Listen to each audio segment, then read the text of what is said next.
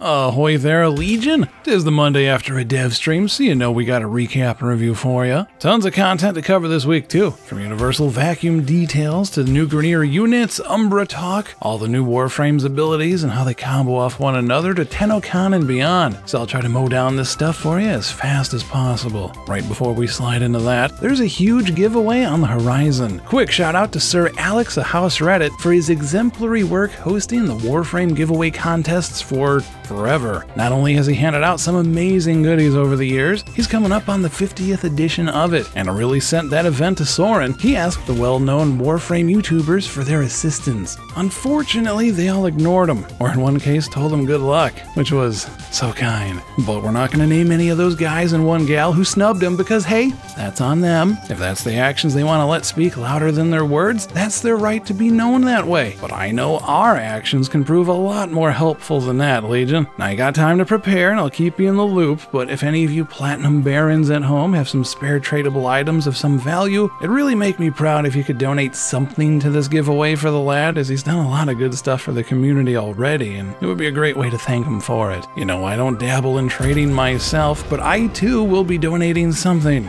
Assuming it's still tradable, as it's been a while and I don't know how the specifics work, but anywho, mark your calendars, get some goodies wrangled together, and I'll keep you posted on these recaps from now until the events launch. And of course, y'all can enter the drawings too if you wanna, but the main draw here is getting that prize pool nice and deep. Console Squad. Pretty much everything out for PC to date has officially been sent to CERT. You might be getting your hands on Corpus Graphit this very week. And don't worry if Graphit doesn't make any sense to you. Doesn't to anyone else either. PC Tenno. The Razorback Armada event is back, along with all the issues it had the first time, as they haven't changed it at all. You're gonna have to farm up drops from Archwing and then go through an endless lockdown spam just to get to the boss. There's issues with the cost of the keys and people not wanting to spend it because they don't want to make more, so everyone just stands around waiting for someone to get impatient and open the doors. But long story short, if you can get through all that, you can get 200k credits, an Oricon Catalyst, and very rarely the boss will drop Gorgon Wraith parts along with puncture and dual toxin mods. Good luck to you, but I'll be sitting this event out myself. Did this one once already? That's good enough for me. Thank you. Universal Vacuum. Now there's a topic that'll stir up some folks, and I got no intention on doing that today, so short version is, while they clearly don't like the idea of adding it in, they're likely gonna add it in. Specifically on pets and not Warframes themselves, as someone were requesting. No date set, of course, but the MOA companion idea got another nod, so at the very least we have more affinity and an easier looting experience eventually in the works. New Grenier units with chemical flamethrowers or something are on the way. To borrow Fallout terminology, they look like a Protectron wearing ghoul, and apparently speak like one too. Hey, smooth skin. Haven't you ever seen a ghoul before? Prisma weapons were a new thing with the Void Trader until it just stopped bringing new ones. DE said it was difficult to create weapon variations that were unique as quickly as they were shipping, so they took a short 2-year break and finally released the Prisma Obex last week. Will there be more on the way?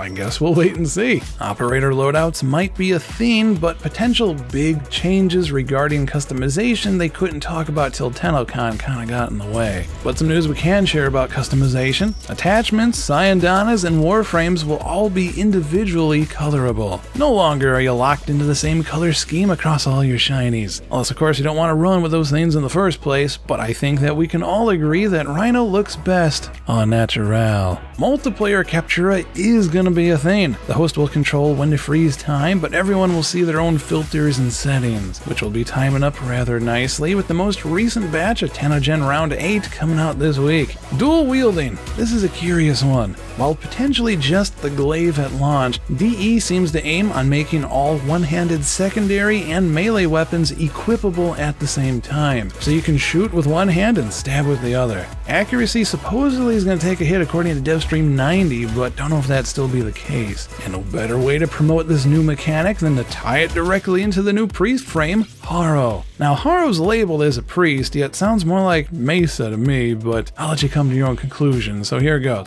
His 1 is a cone stun that freezes enemies in place and gives you some overshields based on the number of enemies hit. This can be used for normal CC or to line up headshots, which you might notice a theme on that. This also ties into his passive, which allows for double capacity on overshields. His 2 has you purge all those shields for a reload and fire rate buff. It also heals your teammates, kinda. You know how no one uses Well Alive to heal because what's the point in shooting things to heal yourself? We'll take that, but now make it only heal on headshots and potentially moving targets. To me, this sounds like the most passive-aggressive healer move you can ever do. Oh buddy, you look almost dead. Here, go heal yourself. His 3rd ability is a channeled lantern spin. When you stop casting, it stays in place, granting an energy on headshot buff as long as you are in range of it. Teammates can also benefit from this with the proper aim at least. The longer you channel the ability, the more energy you get per headshot. But it seems rather costly though, so it might be better suited for, say, defense compared to capture. His 4th ability is kind of the weakest element of his entire kit. You become completely immune to damage, absorb all of it for a short time, then get a headshot crit damage chance multiplier based on the amount soaked up at the end. And there's a cooldown on it too, so you can't even Valkyrie it up. No offense, Valkyrie, I love you. And anyone wondering, he is shipping with an alt helmet. Should have a quest for him too, but they didn't talk about it. Speaking of not talking about things, Umbra. After some dubious sightings in the wild from folks who have likely lost their accounts by now, DE has gone on to publicly address those with, and I quote, "Don't get your hopes up."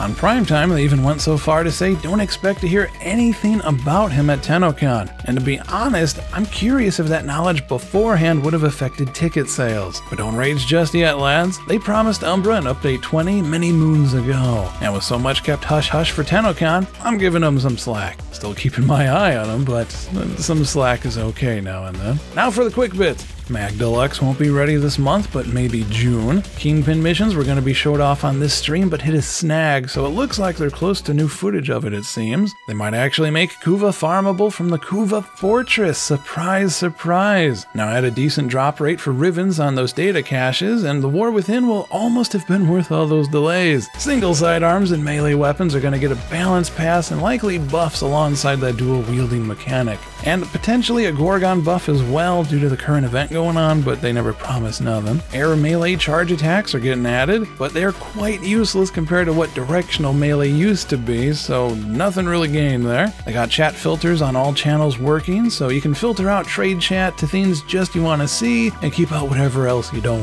And you're gonna get confirming there's some potential for big reveals at TennoCon. DE cannot wait for the Devstream after it so they can, quote, finally talk about everything, end quote. Well, quite the content this week, Legion. Hear anything you liked or looking forward to? Leave a comment below and let us know. I wouldn't mind seeing a new Moa pet myself, even though it is Corpus. I mean, sure, I can kill them already, but training their own creation against them and making it do it for me, that's just a wee bit more poetic. If this recap helped save you some time or brought a smile to your face, we'd be honored if you'd like, favorite, and share it with your fellow Tenno. You know we appreciates it when you does. Got a Psycho and Mrs. Co-op planned for Friday? Should probably edit that up right about now. So until then, thank you for watching, and catch you next time, Legion.